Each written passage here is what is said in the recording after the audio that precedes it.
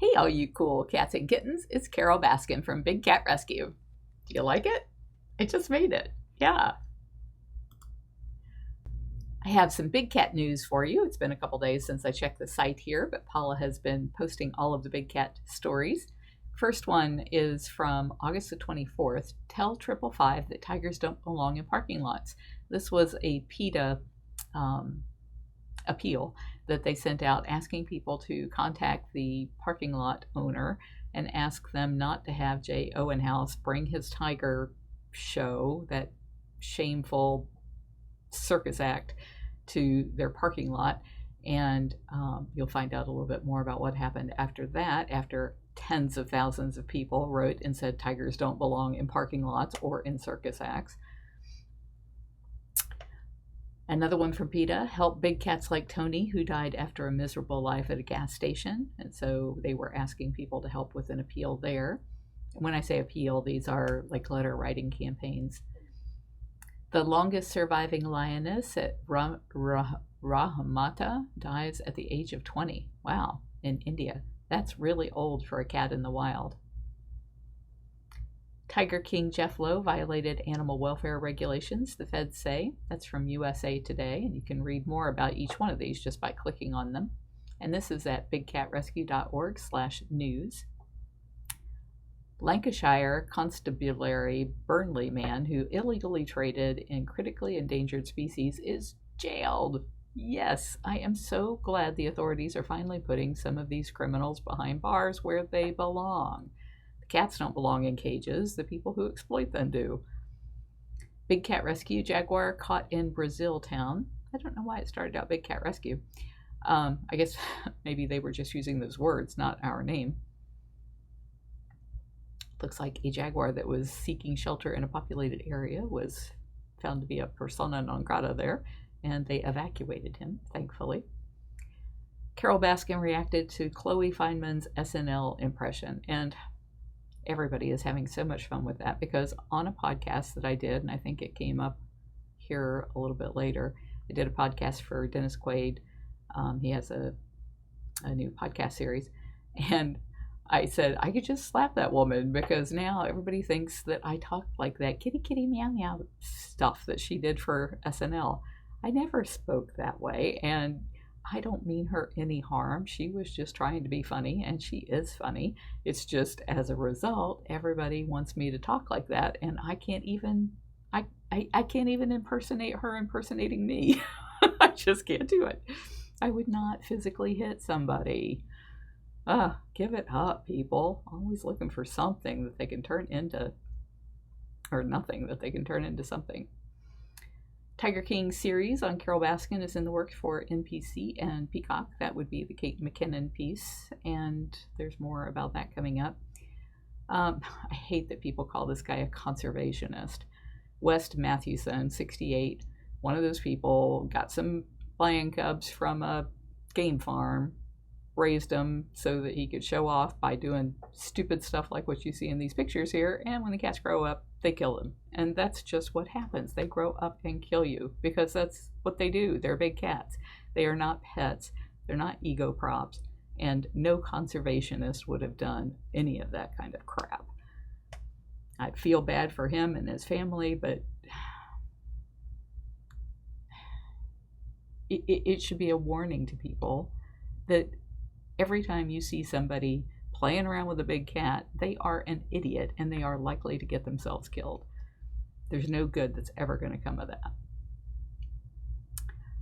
This one I hadn't read. It says law: Tiger King retracts legal clause for now. So apparently Joe Schreiber in jail for 22 years for hiring a hitman to kill me and for killing 5 healthy tigers so that he could make more room for boarding some tigers from the circus that were going to pay more. So he's been threatening to sue everybody and their brother, and apparently he decided he didn't want to get on the wrong side of the U.S. Fish and Wildlife Service. That may have been a smart move. How common are mountain lion sightings in Rapid City? I don't know, but if you click on this, they might say. Actually, they say it's not very uncommon.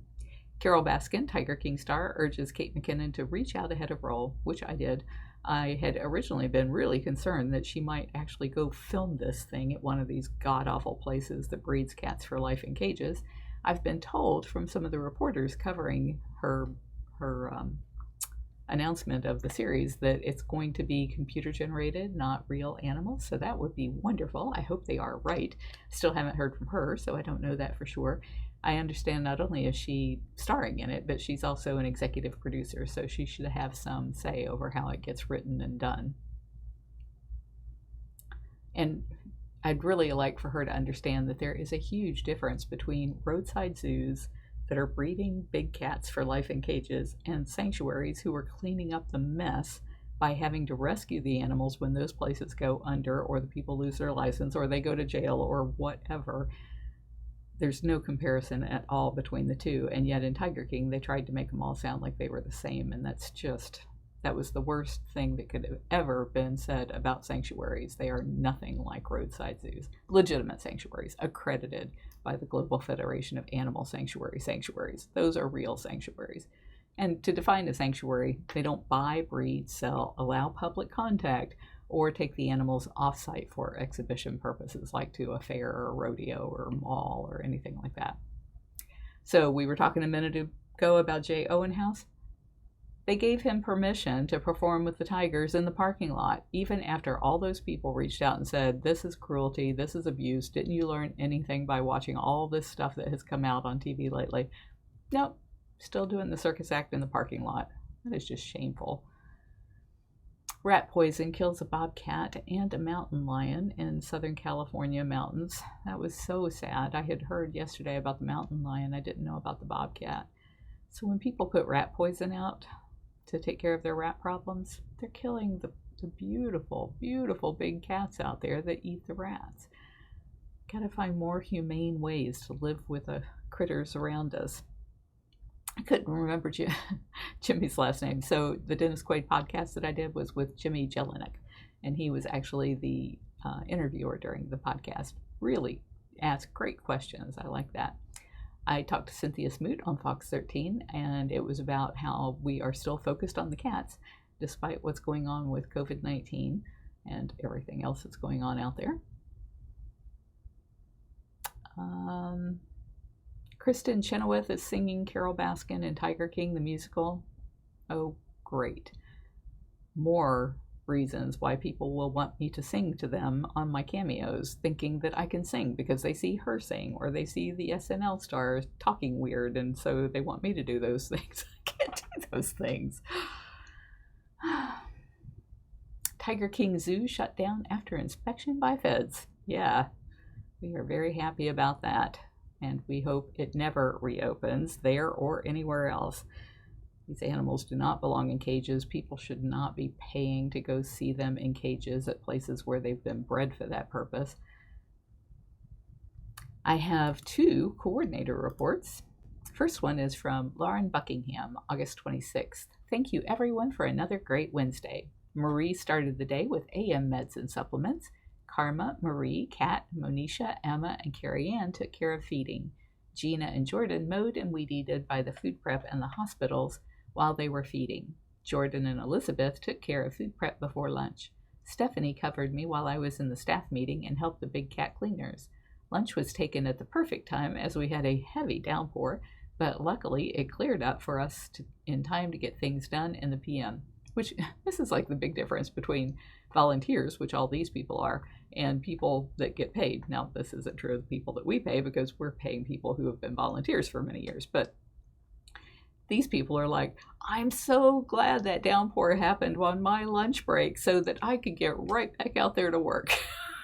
Yes, said nobody ever in the paying industry, I think. Sebastian joined in the afternoon to help with projects. The front side of Filmo the Bobcats enclosure was cleaned up, the plants around the staff offices were cut back, and sticks removed from the carport roof. They also trimmed back overhanging branches on the tour path from Nikita Lion to Vacation Rotation.